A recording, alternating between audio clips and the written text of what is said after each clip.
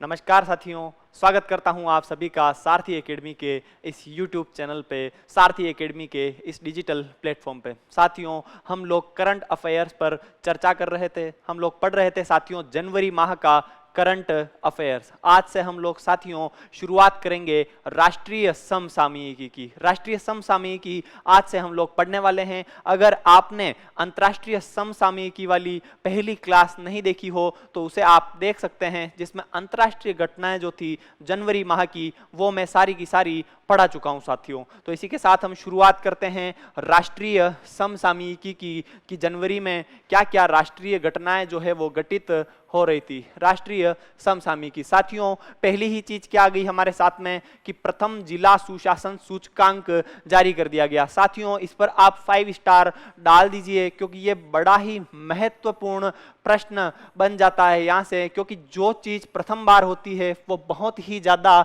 महत्वपूर्ण होती है साथियों। तो प्रथम जिला सुशासन सूचकांक जारी कर दिया गया है। किसके द्वारा जारी किया गया दोस्तों? प्रथम जिला सुशासन सूचकांक वो जम्मू कश्मीर के द्वारा जारी किया गया। प्रश्न पूछा जा सकता है, हाल ही में प्रथम जिला सुशासन सूचकांक जारी किया गया है, वो किसके द्वारा जारी किया गया है साथियों? तो वो जम्मू और कश्मीर के द्वारा जारी किया गया है। जिला सुशासन सूचकांक जारी करने वाला पहला केंद्र शासित प्रदेश कौन सा बना है दोस्तों? तो जम्मू कश्मीर जो है जिला सुशासन सूचकांक जारी करने वाला प्रथम केंद्र शासित प्रदेश बना है। कितने जिले शामिल थे इस जिला सुशासन सूचकांक में? तो दोस्तों इसमें 20 जिले शामिल थे। इन 20 जिलों में प्रथम स्थान किसने प्राप्त किया है? जम्मू ने प्राप्त किया है। दूसरा स्थान किसने प्राप्त किया है दोस्तों? तो वो डोडा ने प्राप्त किया है। और तीसरा स्थान प्राप्त किया है सांबा ने। किसने प्राप्त किया है दोस्तों? सांबा ने। यह सांबा शोले फिल्म वाला सांबा नहीं है, यह सांबा जो है दोस्तों वो जम्मू कश्मीर का एक जिला है जिसने तीसरा स्थान प्राप्त किया है। पहला हो गया जम्मू कश्मीर, दूसरा हो गया डोडा, तीसरा हो गया सांबा। कैसे याद रख सकते हैं दोस्तों तीनों जिलों को हम लोग? तो उसके लिए है साथियों JDS। आपने देखा होगा JDS, जय दयानंद सरस्वती नहीं साथियों, जय दयानंद सरस्वती नहीं है। इसका मतलब है, जे का मतलब है दोस्तों जम्मू, डी का मतलब है साथियों डोडा, और एस का मतलब क्या है दोस्तों? एस का मतलब है सांबा। जम्मू, डोडा, सांबा, ये हो गए साथियों वे जिले जिन्होंने क्या किए? प्रथम 3 स्थान जो है साथियों प्राप्त किए हैं साथियों। तो ये हुआ साथियों प्रथम जिला सुशासन सूचकांक जो कि जम्मू कश्मीर के द्वारा जारी किया गया। साथियों, जम्मू कश्मीर का नाम आया है तो कुछ चर्चा अब हम कर लेते हैं। किसके बारे में? जम्मू कश्मीर के बारे में। किसके बारे में साथियों? जम्मू कश्मीर के बारे में हम लोग कुछ चर्चा कर लेते हैं। कब? इससे 5 अगस्त 2019, बड़ा महत्वपूर्ण दिन था। 5 अगस्त 2019 को क्या कर दिया गया साथियों? जम्मू कश्मीर से धारा 370 क्या कर दी गई दोस्तों? समाप्त कर दी गई। कौन सी धारा? धारा 370 समाप्त कर दी गई। और आर्टिकल 35A भी क्या कर दिया गया? समाप्त कर दिया गया। और इसी दिन क्या कर दिया गया? विशेष राज्य का दर्जा क्या कर लिया गया? छीन लिया गया। विशेष राज्य का दर्जा दोस्तों जम्मू कश्मीर से छीन लिया गया। क्या कर दिया गया? समाप्त कर दिया गया। तो यह दिन था 5 अगस्त 2019 का। अगला एक दिन और आया था 31 अक्टूबर 2019 का। कौन सा दिन आया था दोस्तों? 31 अक्टूबर 2019 का। इस दिन जम्मू कश्मीर को राज्य की श्रेणी से हटा दिया गया। क्या कर दिया गया? राज्य की श्रेणी से हटा दिया गया। और क्या बना दिए गए? 2 नए यूनियन टेरिटरीज, 2 नए केंद्र शासित प्रदेश बनाए गए। कौन कौन से थे दोस्तों वो 2 नए केंद्र शासित प्रदेश? एक तो था जम्मू एवं कश्मीर और दूसरा था साथियों कौन सा? लद्दाख। कौन सा हो गया दोस्तों? जम्मू कश्मीर हो गया और एक हो गया साथियों लद्दाख हो गया साथियों। जम्मू कश्मीर जो है, जम्मू कश्मीर के पहले उपराज्यपाल कौन थे साथियों? इसके जम्मू कश्मीर के पहले LG कौन थे साथियों? तो वो थे गिरीश चंद्र मुर्मू। कौन थे दोस्तों? गिरीश चंद्र मुर्मू जो है जम्मू कश्मीर के पहले उपराज्यपाल थे।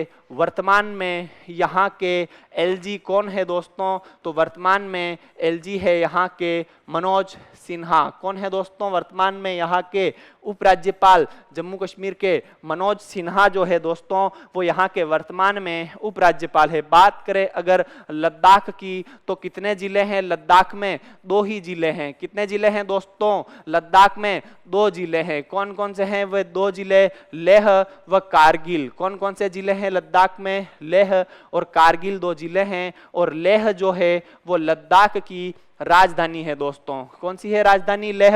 लद्दाख की राजधानी है साथियों लेह। तो ये हुआ साथियों जम्मू कश्मीर का पोस्टमार्टम हमने कर दिया, जो जम्मू कश्मीर नाम हमारे पास में आ गया था साथियों। इसी के साथ आगे की ओर बढ़ते हैं साथियों। वो बात की थी हमने प्रथम जिला सुशासन सूचकांक की। अब हम साथियों चर्चा कर देते हैं राष्ट्रीय सुशासन सूचकांक की। किसकी साथियों?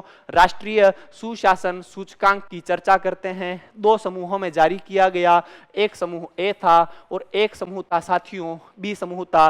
तो ए समूह में प्रथम स्थान किसने प्राप्त किया साथियों? गुजरात ने ए समूह में प्रथम स्थान प्राप्त किया। हमारे मोदी जी का गुजरात, हमारे अमित शाह का गुजरात। और दूसरा स्थान प्राप्त किया साथियों इसमें गुजरात के ही पड़ोसी महाराष्ट्र ने इसमें दूसरा स्थान प्राप्त किया। इसमें तीसरा स्थान प्राप्त किया साथियों महाराष्ट्र के ही पड़ोसी गोवा ने तीसरा स्थान प्राप्त किया। साथियों चर्चा करते हैं गुजरात की। तो यहाँ के मुख्यमंत्री कौन है? तो भूपेंद्र पटेल। कौन है साथियों? गुजरात के मुख्यमंत्री भूपेंद्र पटेल यहाँ के मुख्यमंत्री है। और सबसे लंबी तटरेखा वाला राज्य कौन सा है साथियों? तो सबसे लंबी तटरेखा साथियों गुजरात की जो है सबसे लंबी तटरेखा है भारत में। बात कर लेते हैं महाराष्ट्र की। तो महाराष्ट्र के मुख्यमंत्री कौन हैं? महाराष्ट्र के मुख्यमंत्री एकनाथ शिंदे हैं। कौन है दोस्तों? एकनाथ शिंदे महाराष्ट्र का एक ही नाथ है। और कौन है वो एक ही नाथ महाराष्ट्र का साथियों? तो एकनाथ शिंदे महाराष्ट्र के मुख्यमंत्री है। और सबसे बड़ी जीडीपी किसकी है दोस्तों? भारत में सबसे बड़ी जीडीपी जो है महाराष्ट्र की है। किसकी है दोस्तों? सबसे बड़ी जीडीपी महाराष्ट्र की जीडीपी भारत में सबसे बड़ी है। बात कर लेते हैं गोवा की। मुख्यमंत्री कौन है गोवा के? तो प्रमोद सावंत। कौन है दोस्तों मुख्यमंत्री गोवा के? तो प्रमोद सावंत जो है वो गोवा के मुख्यमंत्री है। और सबसे छोटी तटरेखा वाला राज्य कौन सा है भारत में साथियों?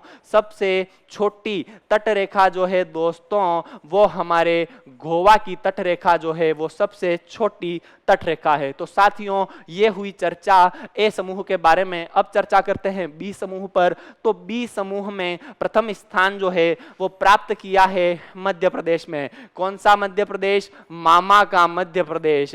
हमारे मामा के मध्य प्रदेश ने पहला स्थान प्राप्त किया है। मामा कौन? यहाँ के मुख्यमंत्री शिवराज चौहान। कौन है दोस्तों? यहाँ के मुख्यमंत्री शिवराज चौहान जो कि जगत मामा है। जगत मामा कौन है दोस्तों?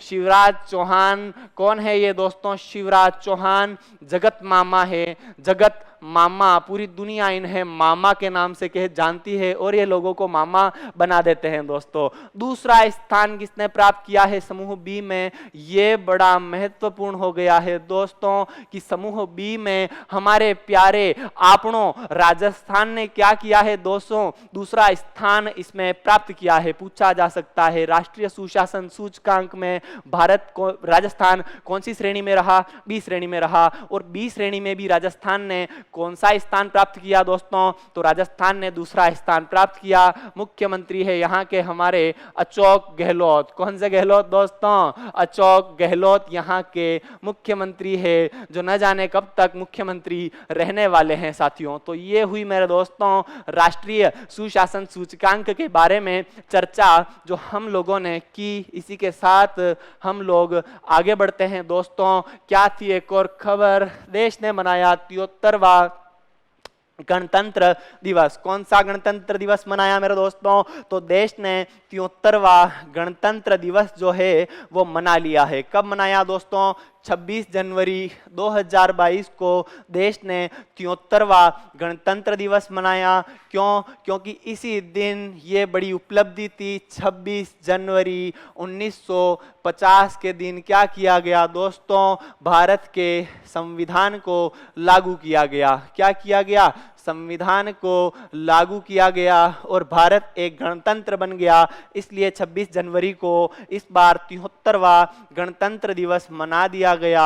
इस गणतंत्र दिवस समारोह में कितनी झांकियां शामिल थी साथियों? तो 21 झांकियां शामिल थी। कैसे याद रहेगा कितनी झांकियां शामिल थी? तो दोस्तों 21 जो है वो बड़ा शुभ आंकड़ा होता है। 21 रुपए का प्रसाद चढ़ाया जाता है। वैसे ही इस बार कितनी झांकियां चढ़ाई गई गणतंत्र दिवस समारोह में साथियों? तो 21 झांकियां जो है इस गणतंत्र दिवस समारोह में शामिल थी। हरियाणा की झांकी जो थी उसकी थीम क्या थी साथियों? खेलों में नंबर 1। खेल में नंबर 1 किसकी झांकी थी दोस्तों? हरियाणा की झांकी थी खेल में नंबर 1। और यह सत्य है कि हरियाणा के लोगों का किसमें दबदबा है? खेलों में दबदबा है। तो हरियाणा की झांकी क्या थी साथियों?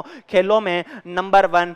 12 राज्यों की जो थीम थी दोस्तों, कितने राज्यों की? 12 राज्यों की जो थीम थी वो किस पर आधारित थी? आजादी का अमृत महोत्सव पर आधारित थी। किस पर आधारित थी दोस्तों? आजादी का अमृत महोत्सव पर आधारित थी। क्या है आजादी का अमृत महोत्सव? देश इस वर्ष कौन सा स्वतंत्रता दिवस मना रहा है? 75वां स्वतंत्रता दिवस मना रहा है। और इसको किसके रूप में मनाया जा रहा है दोस्तों? तो इसे आजादी के अमृत महोत्सव के रूप में मनाया जा रहा है साथियों। तो ये किसकी? आजादी के अमृत महोत्सव पर 12 राज्यों की थीम जो है साथियों वो आधारित थी। तो ये हुआ साथियों गणतंत्र दिवस समारोह। इसी में एक आयोजन होता है, उसका नाम होता है साथियों बीटिंग द रिट्रीट समारोह या फिर बीटिंग द रिट्रीट सेरेमनी। तो क्या किया गया साथियों इस बीटिंग द रिट्रीट सेरेमनी में? इस बार अबाइड विद मी, अबाइड कर देना दोस्तों इसका, अबाइड विद मी जो एक ईसाई गान है,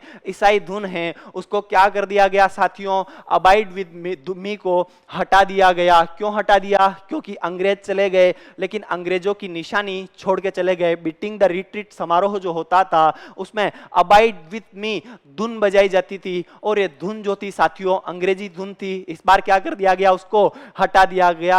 अंग्रेजों की निशानी को उठाकर फेंक दिया गया। इसकी जगह पर कौन सी धुन बजाएगी दोस्तों? दिमाग में छाप लेना, ए मेरे वतन के लोगों। कौन सी धुन बजाई गई मेरे दोस्तों? ए मेरे वतन के लोगों। इस बार नई धुन बजाई गई पहली बार। बात करते हैं प्रथम गणतंत्र दिवस समारोह की। कब मनाया गया था साथियों? 26 जनवरी 1950 को मनाया गया था। क्यों मनाया गया था? इस दिन भारत का संविधान जो है वो क्या हो गया था मेरे लालों और लालियों? लागू हो गया था भारत का संविधान इस दिन। और यह प्रथम जो गणतंत्र दिवस समारोह था उसमें मुख्य अतिथि कौन थे? तो उसमें थे मुख्य अतिथि इंडोनेशिया के राष्ट्रपति सुकर्णो। कौन थे दोस्तों? इंडोनेशिया के राष्ट्रपति सुकर्णो जो थे वो प्रथम गणतंत्र दिवस समारोह में मुख्य अतिथि थे। देखिए साथियों संविधान कब लागू किया गया? 26 जनवरी 1950 को लागू किया गया। लेकिन कब संविधान बनकर तैयार हो गया था? तो वो दिन था 26 नवंबर 1949 का दिन था। कौन सा था साथियों? 26 नवंबर 1949 के दिन संविधान जो है बनकर क्या हो गया था दोस्तों? तैयार हो गया था। क्या हो गया था? संविधान इस दिन तैयार हो चुका था। लेकिन लागू कब किया गया? 26 जनवरी 1950 को। और हमारे संविधान की प्रस्तावना में तारीख क्या लिखी गई है साथियों? प्रस्तावना में तारीख जो है वो 26 नवंबर 1949 लिखी गई है, क्योंकि इस दिन संविधान बनकर तैयार हो गया था लेकिन लागू किया गया 26 जनवरी 1950 को। तो ये हुई साथियों बीटिंग द रिट्रीट समारोह की चर्चा। इसी के साथ आगे ले जाना चाहूंगा आप लोगों को। अगला देखिए, कोविड वैक्सीन पर क्या किया गया साथियों? डाक टिकट जारी किया गया। क्या किया गया साथियों? कोविड वैक्सीन पर डाक टिकट जारी किया गया। कब जारी किया गया मेरे लालों और लालियों? ये डाक टिकट जो है दिनांक 16 जनवरी 2022 को कोविड वैक्सीन पर डाक टिकट जारी किया गया। दिमाग में बैठा दीजिएगा कब जारी किया गया कोविड वैक्सीन पर डाक टिकट?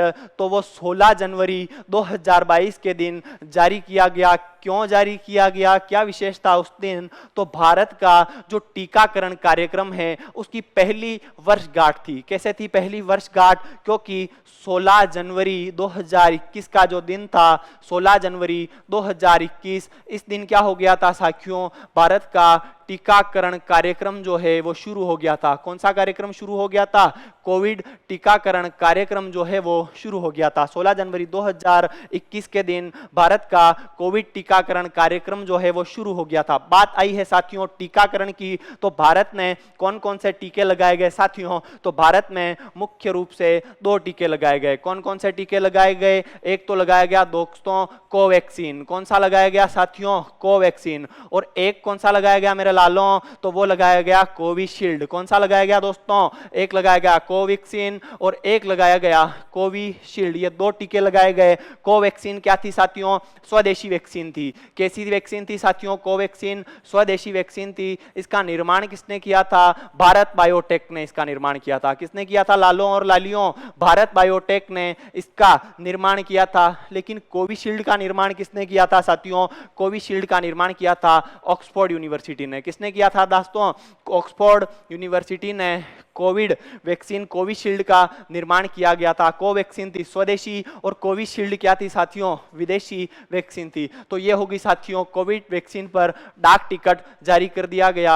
आगे की ओर साथियों हम लोग प्रस्थान करते हैं। अगला देखिए बहुत ज्यादा महत्वपूर्ण है, ये भारत का जलवायु विपत्ति एवं भेद्यता एटलस क्या कर दिया गया साथियों? लॉन्च कर दिया गया।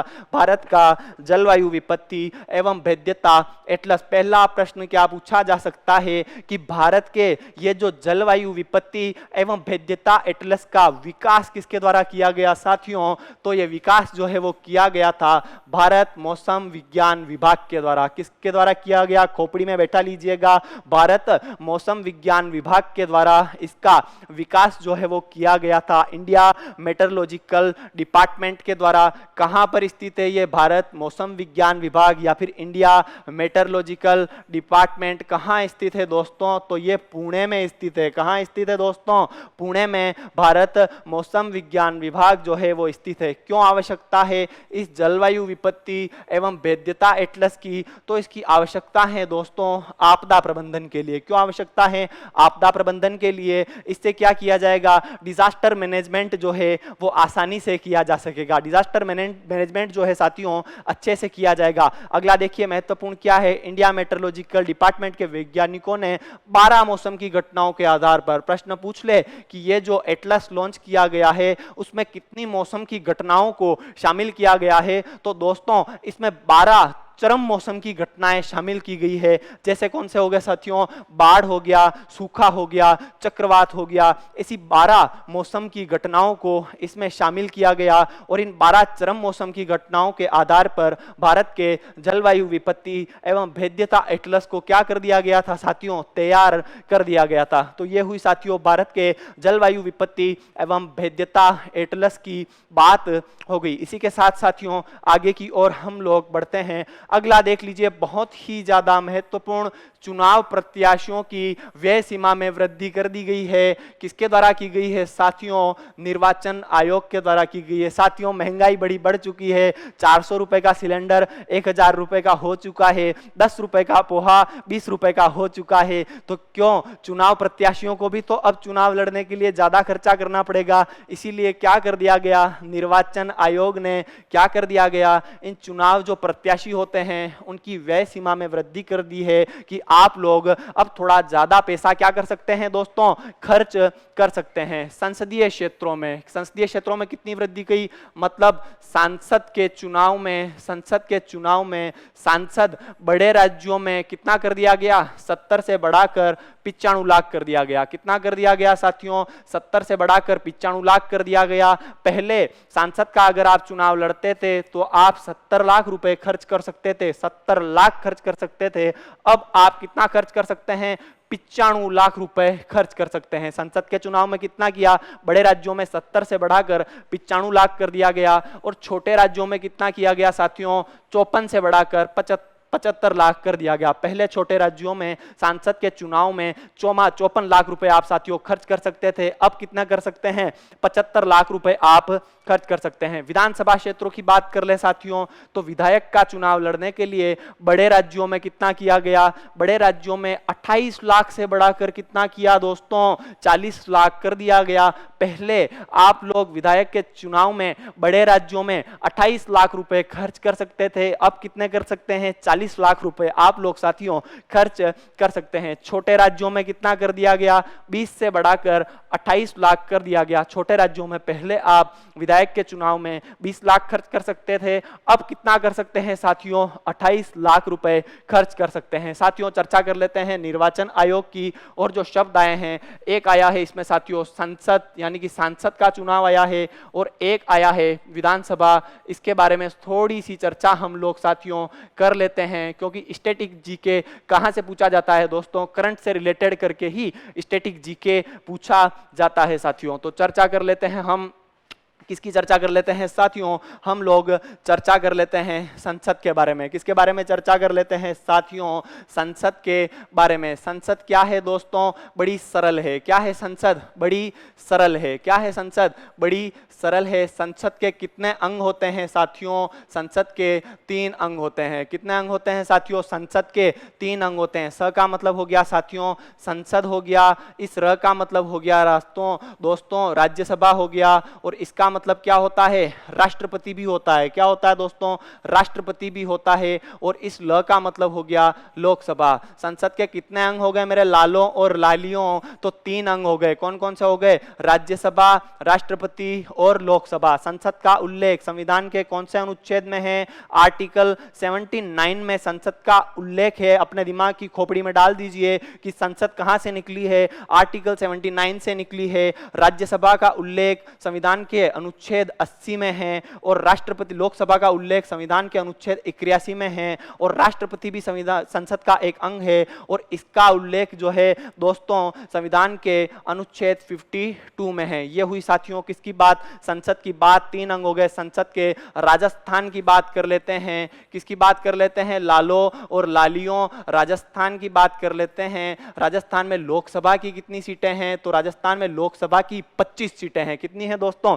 25 सीटें हैं। और राज्यसभा की कितनी सीटें हैं? राज्यसभा की राजस्थान में 10 सीटें हैं। ओवरऑल संसद की टोटल सीटें कितनी है? राजस्थान में 35, लोकसभा की 10, राज्यसभा की हो गई साथियों 10, लोकसभा की हो गई साथियों 25, और राज्यसभा की हो गई है साथियों 10 सीटें। बात आई थी साथियों विधानसभा की, तो राजस्थान में विधानसभा की कितनी सीटें हैं? तो राजस्थान में विधानसभा की 200 सीटें हैं। कितनी सीटें हैं मेरे लालों और लालियों? 200 सीटें हैं राजस्थान में विधानसभा की। कौन सी विधानसभा में राजस्थान में सीटें 200 हो गई साथियों विधानसभा की सीटें? तो 6th जो विधानसभा थी उस समय जो है राजस्थान में विधानसभा की सीटें कितनी हो गई? 200 हो गई। 6ठी विधानसभा थी। 6ठी विधानसभा के समय राजस्थान में विधानसभा सीटों की संख्या बढ़कर कितनी हो गई थी साथियों? 200 हो गई थी साथियों। तो गई साथियों ये चीजें दिमाग के अंदर। तो ये बात हुई साथियों संसद के बारे में हम लोगों ने क्या कर दी दोस्तों? चर्चा कर दी है साथियों। इसी के साथ हम लोग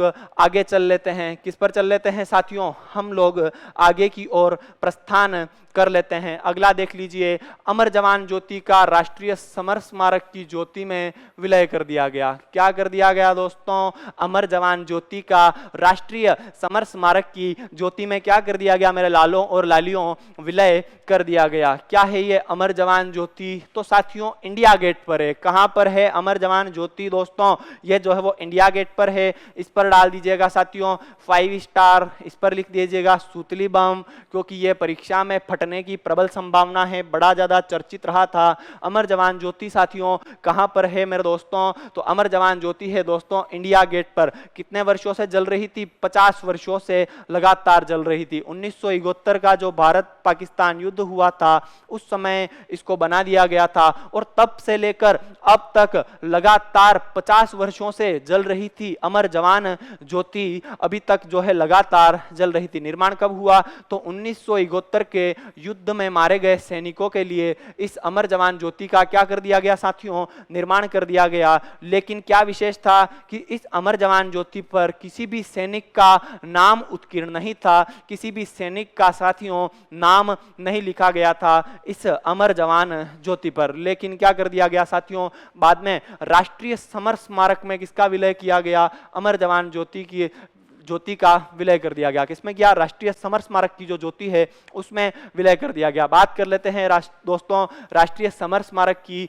यानी कि नेशनल वॉर मेमोरियल की चर्चा कर लेते हैं। कहां पर है ये नेशनल वॉर मेमोरियल? तो साथियों ये भी जो है वो हमारा दिल्ली में ही है। कहां है दोस्तों? ये भी दिल्ली में ही है। कितने सैनिकों के नाम उत्कीर्ण है इस पर? इस पर 25,942 सैनिकों के नाम उत्कीर्ण है। कितने सैनिकों के नाम है साथियों? 25,942 सैनिकों के नाम उत्कीर्ण हैं। कौन कौन से हैं ये 25,942 सैनिक? जो कि प्रथम विश्व युद्ध में, द्वितीय विश्व युद्ध में और इसके अलावा भारत पाकिस्तान युद्धों में मारे गए उन सभी सैनिकों के साथियों इस पर नाम उत्कीर्ण है। ये बड़ा महत्वपूर्ण कि ये राष्ट्रीय समर स्मारक जो है उसको कब राष्ट्र को समर्पित किया गया? तो साथियों 25 फरवरी 2019 को इसे राष्ट्र को समर्पित कर दिया गया। इसके मुख्य वास्तुकार कौन थे? दिमाग की गहराइयों में डाल दीजिए इसको, योगेश चंद्र हासन। कौन थे? योगेश चंद्र हासन राष्ट्रीय समर स्मारक के मुख्य वास्तुकार थे हमारे। कौन? योगेश चंद्र हासन। क्यों किया गया इसका निर्माण? तो भारत सरकार द्वारा अपने सशस्त्र बलों को सम्मानित करने हेतु इसका राष्ट्रीय समर स्मारक का या फिर नेशनल वॉर मेमोरियल का साथियों क्या कर दिया गया था? निर्माण कर दिया गया था। आगे की ओर बढ़ते हैं दोस्तों। अगली खबर क्या थी? नेताजी सुभाष चंद्र बोस की प्रतिमा का अनावरण। यह बहुत ही ज्यादा महत्वपूर्ण है दोस्तों। परीक्षा में अंतरात्मा से आवाज आ रही है कि यह प्रश्न जो है परीक्षा में छप सकता है, क्योंकि बड़ा ही ज्यादा खबरों में था जनवरी में। इस पर आप लोग सुतली बम डाल दीजिए। क्या डाल दीजिए साथियों? सुतली बम डाल दीजिए, क्योंकि परीक्षा में फटने की प्रबल संभावना है। तो नेताजी सुभाष चंद्र बोस की प्रतिमा का अनावरण कहां पर किया गया मेरे लालों? तो इसका अनावरण इंडिया गेट पर किया गया। कहां पर किया गया? इंडिया गेट पर किया गया। क्यों किया गया? तो सुभाष चंद्र बोस की 125वीं जयंती मनाने के लिए। कौन सी जयंती साथियों? 125वीं जयंती मनाने के लिए। क्यों? 23 जनवरी का ही वो दिन था। 23 जनवरी 1897 का वो दिन था। कौन सा दिन था साथियों? 23 जनवरी 1897 के दिन सुभाष चंद्र बोस का क्या हुआ था मेरे दोस्तों? जन्म हो गया था। और इस वर्ष उनकी कौन सी जयंती थी? 125वीं जयंती थी। इसलिए साथियों क्या किया गया? सुभाष चंद्र बोस की प्रतिमा का अनावरण मेरे दोस्तों कर दिया गया था। इस वर्ष जो था अनावरण कब किया गया? 23 जनवरी 2022 को किया गया। प्रतिमा कितनी ऊंची है? ये प्रतिमा जो है 28 फीट ऊंची है। कितनी ऊंची है लालों? 28 फीट ऊंची है और 6 फीट चौड़ी है दोस्तों। 28 फीट ऊंची है और 6 फीट क्या है मेरे लालों और लालियों? ये प्रतिमा जो है वो चौड़ी है। क्यों बनाई गई? ये ग्रेनाइट से बन रही प्रतिमा का काम पूरा होने तक होलोग्राम प्रतिमा उस स्थान पर लगी रहेगी। साथियों ये जो प्रतिमा है किससे बन रही है? ग्रेनाइट से बन रही है। किससे बन रही है साथियों? ग्रेनाइट से बन रही है। वो ग्रेनाइट से बन रही प्रतिमा जब तक पूरी नहीं होती तब तक वहां पर कौन सी प्रतिमा लगी रहेगी? तो होलोग्राम प्रतिमा वहां पर लगी रहेगी, जिसका हमारे प्यारे मोदी जी ने इस साल उद्घाटन किया गया। बात की गई है साथियों ग्रेनाइट की, तो राजस्थान में ग्रेनाइट सिटी किसको कहा जाता है लालों और लालियों? ग्रेनाइट सिटी ये किसको कहा जाता है दोस्तों? तो जालोर को ग्रेनाइट सिटी कहा जाता है। क्या कहा जाता है दोस्तों? जालोर को ग्रेनाइट सिटी कहा जाता है राजस्थान की। तो ये हुई साथियों चर्चा किसके बारे में? सुभाष चंद्र बोस की जो प्रतिमा का अनावरण किया गया उसके बारे में ये चर्चा हो गई। नाम आया है हमारे पास में सुभाष चंद्र बोस का। किसका नाम आया है लालों और लालियों? सुभाष चंद्र बोस का नाम आया है। तो हम लोग चर्चा कर लेते हैं सुभाष चंद्र बोस के बारे में कि कौन थे हमारे प्यारे दुलारे सुभाष चंद्र बोस। तो साथियों जन्म कब हुआ था सुभाष चंद्र बोस का? तो 23 जनवरी को हुआ था। कब हुआ था अपने पास में?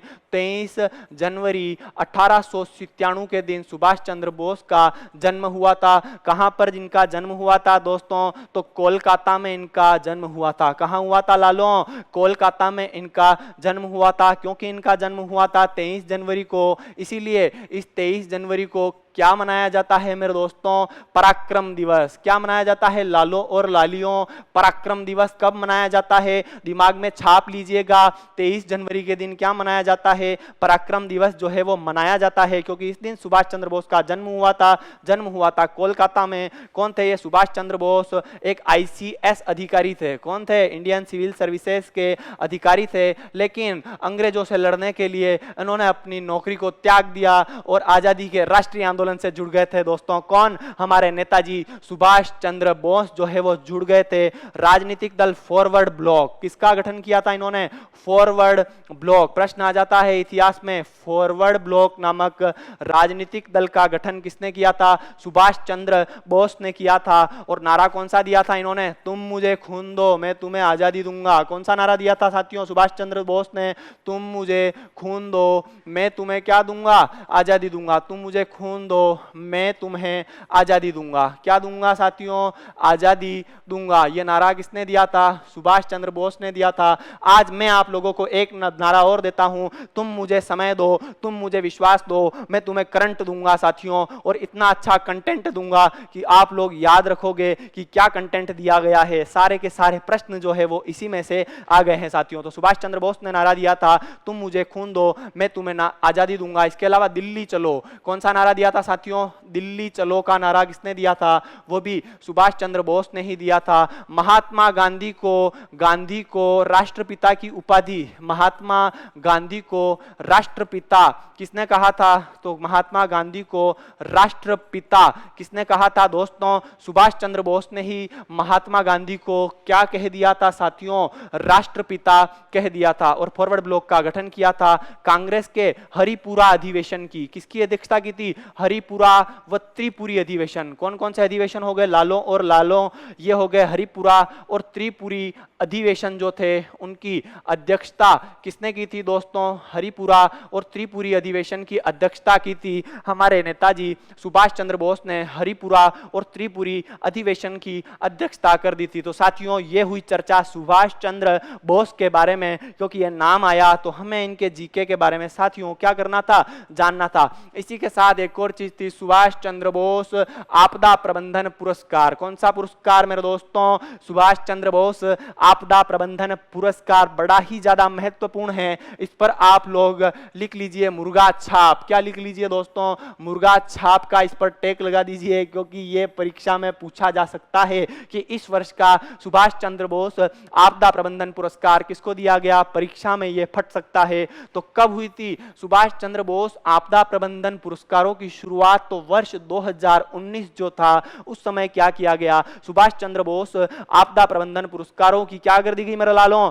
शुरुआत कर दी गई थी। संस्थागत श्रेणी में किसको मिला है? तो संस्थागत श्रेणी में ये जो पुरस्कार मिला है गुजरात आपदा प्रबंधन संस्थान को मिला है। किसका मिला है दोस्तों? गुजरात आपदा प्रबंधन संस्थान को संस्थागत श्रेणी में दिया गया है। कितने रुपए मिले हैं गुजरात आपदा प्रबंधन संस्थान को? तो 51 लाख रुपए मिले हैं। कितने मिले हैं दोस्तों? 51 लाख रुपए मिले हैं। और लाइफ सेट हो गई है किसकी? गुजरात आपदा प्रबंधन संस्थान की, क्योंकि उनको 51 लाख रुपए साथियों मिल गए हैं। व्यक्तिगत श्रेणी में किसको मिला साथियों?